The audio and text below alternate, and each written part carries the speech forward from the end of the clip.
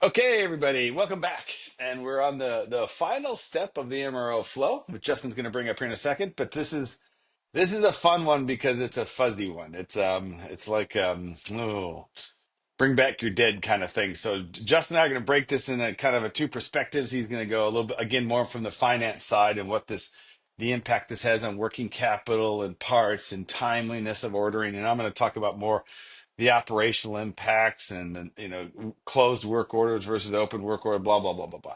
So last step, we're on the far right there, returning parts. Man, Justin, I don't know how many times I've asked the maintenance manager, can you please make every operation and the last operation of every work order return unused parts? And it's It's a it's really one good for idea, man. cash, and two, I stopped Yeah. buying more stuff that I know they didn't use. So I'll let you talk now on the more on the money side. Yeah. So a couple things come to mind, right? When I think about returning parts, I think you really hit it on the head with the cash flow standpoint, right? I mean, I Yeah. can't tell you how many times, in my days, where I went out to a location, right?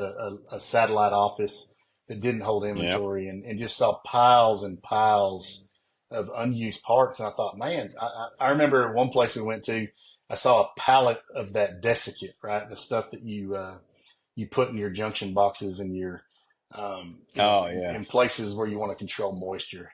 And I Oh thought, yeah. Yeah. man, I just put a contract in place to buy about that much for the next 6 months. And I never forget the guy looked at me and he said, well, yeah, y'all keep sending it and I don't use it.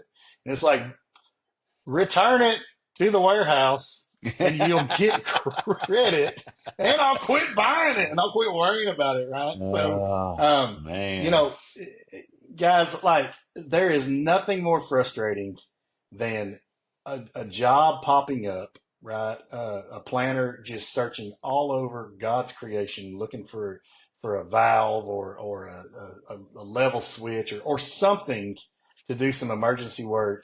And come to find out, we issued one out on a work order 3 weeks ago, and they didn't bring it back to the warehouse, and it's been sitting Yeah. in somebody's toolbox or on the seat passenger seat of their pickup truck or whatever it is, right? Like Yep. Yep. just tidy it up, right? I mean, you don't have to do it at home in your own shop if you don't want, but it would Man. be really nice if you do it at work because we're all trying to get along here and Well, help each other dude, out, this right? comes back to, Yeah. like you said, the cash. And the problem you have is you got all Yeah. these, let's say just the maintenance team that they don't really have accountability to the parts they're getting. Their job is to keep the machine running, fix this thing. So they fix it, but they may not use all the parts. And that's okay. That happens all the time. But returning the Right. parts is a critical piece because that's cash. That's assets the company has that if you didn't use it, return it. We credit your money back. So maintenance That's it. managers are always keen for this because it hits their budget. So they have this cash focus, but the team does not. And this is one of my fundamental issues where I think the maintenance team, the entire business has to have a stock turns accountability because it's about managing cash. It's all it's about is, you know, if a dollar saved in maintenance is a dollar right to the bottom line, but a dollar saved on sales is the margin. So it's more important from a cost perspective that we return these parts because it goes right back into your budget. It goes back into the warehouse, which could stop purchasing. That because when these get returned, a lot of time they can become surplus, but at least they're visible and available. So we've seen multiple cases at the end of the Yep. financial year here in Australia.